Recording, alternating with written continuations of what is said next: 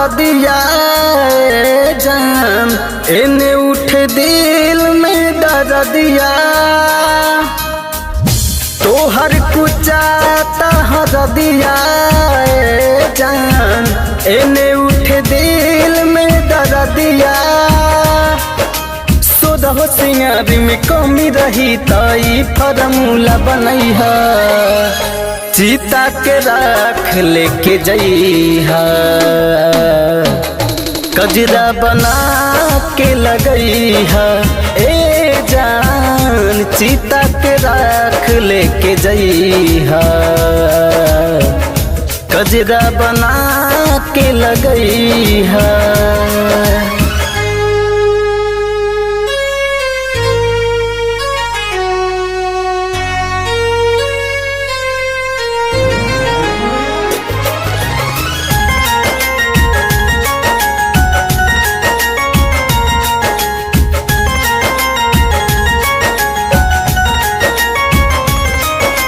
बास से मारो छवाई एहर जियारा हो छछनाई। हम तब ही छन मर जाई जब मंगिया तोहर भराई।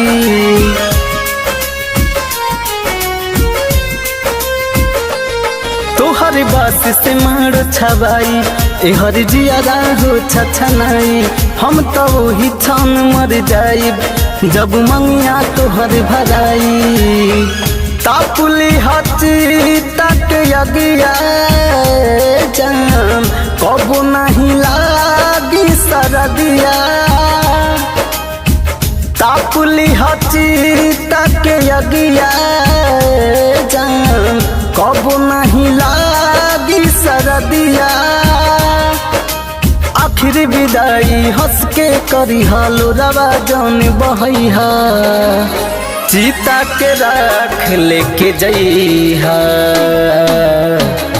कजरा बना के लगइहा ए जान। चीता के राख लेके जइहा, कजरा बना के लगइहा।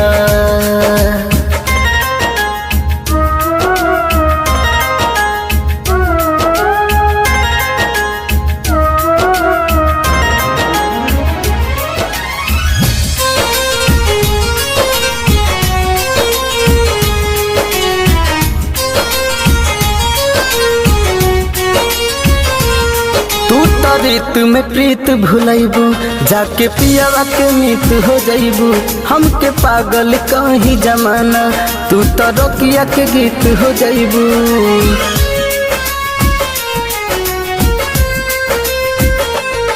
तू तो रीत में प्रीत भुलैबू, जाके पियावा के मीत हो जइबू। हमके पागल कहीं जमाना, तू तो रोकिया के गीत हो जइबू। खत्म होई प्यार के कहानी ए जान, हंसी खुशी जइहा जिंदगानी। खत्म होई प्यार के कहानी ए जान, हंसी खुशी जइहा जिंदगानी। बीके दीवाना या मन मरिताना, राज न दिल के बतैहा। चीता के राख लेके जइहा,